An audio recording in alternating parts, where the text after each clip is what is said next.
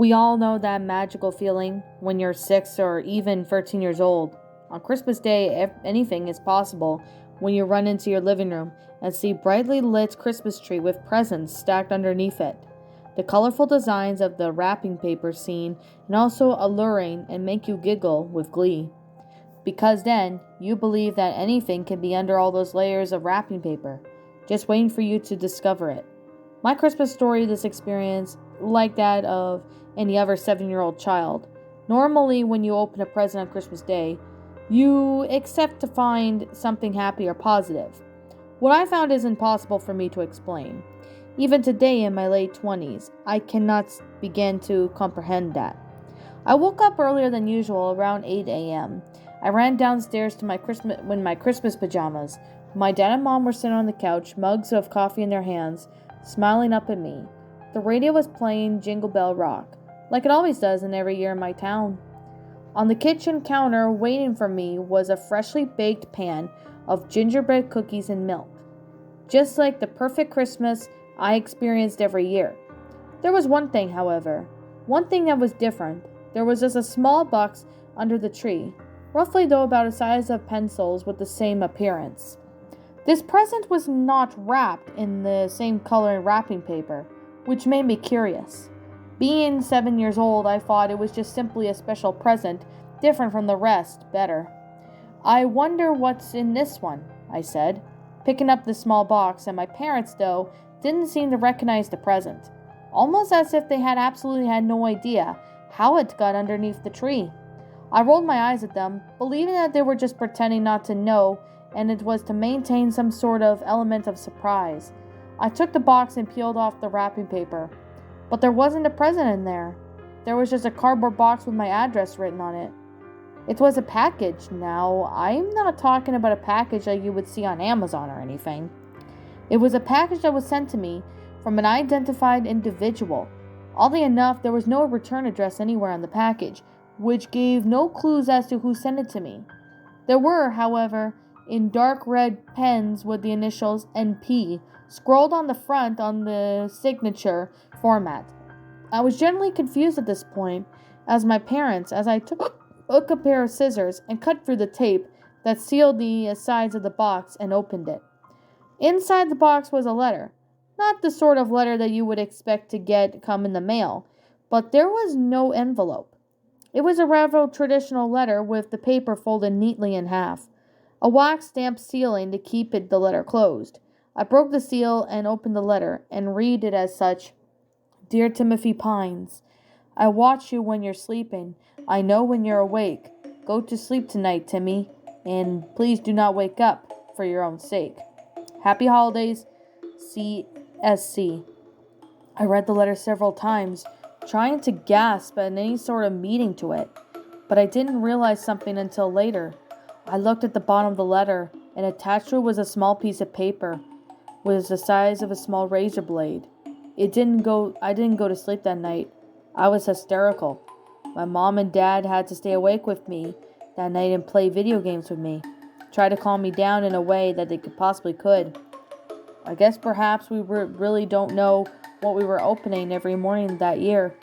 Now, as years go by, look at Christmas, I now look at it as a completely different perspective.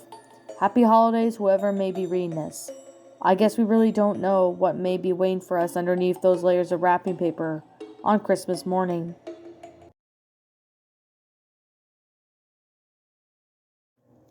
And that, my pretties, was Mystery Under the Tree, a creepypasta written by JesseDarby.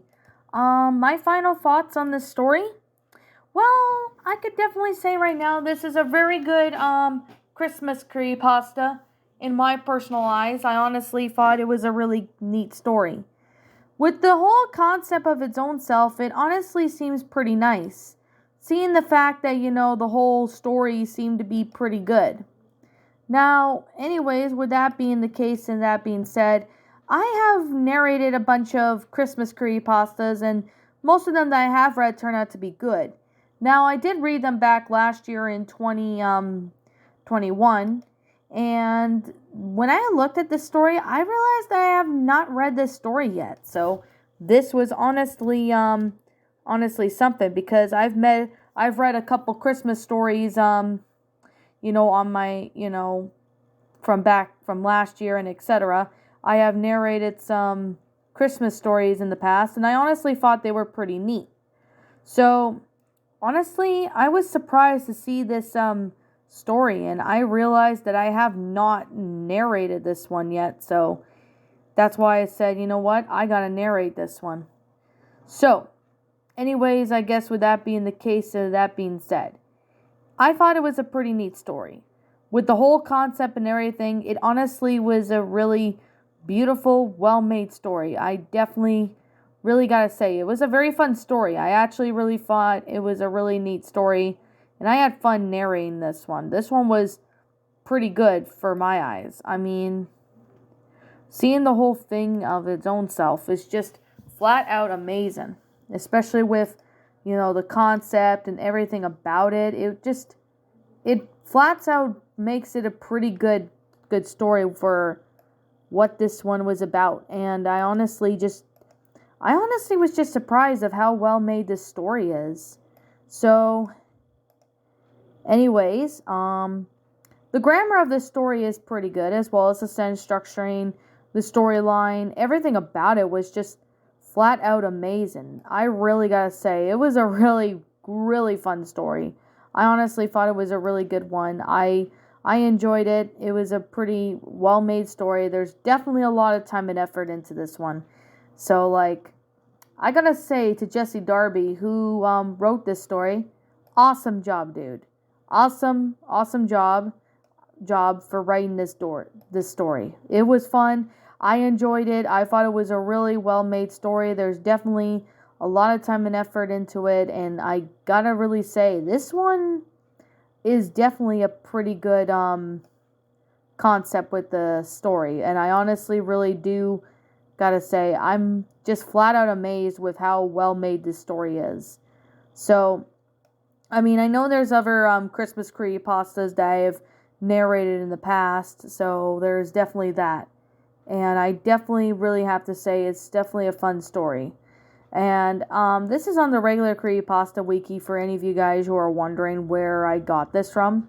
It's on the regular Creepypasta Wiki, so you guys can go ahead and, give this one a read. I've seen a couple creepypastas on this story, and I thought it was really neat. So for what it is, it definitely posed a pretty good concept for the story. Now, I could see this, being the case. You get a mysterious gift, you don't know what it is until you open inside it, and it's pretty messed up of what happened.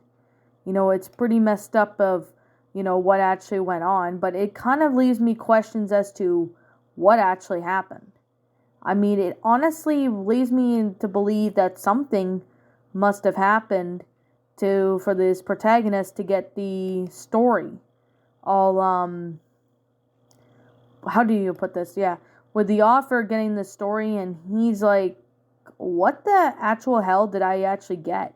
That's honestly what the author, well, not the author, but the protagonist's question is. Because they're not really sure what to think of it. So, there's definitely that. It honestly gives me a little bit of, questions as to, what actually happened. But I honestly wish that it could have maybe explained about how this person found this protagonist's address or something. I mean, it honestly leaves me some questions to believe that something must have happened, that the protagonist somehow had his address found out, but there's no real reason why that happened to be the case or something. It honestly gives me a bunch of questions and theories as to believing into what actually happened. But it honestly really questions me. But at the same time, though, I honestly thought it was a really good story.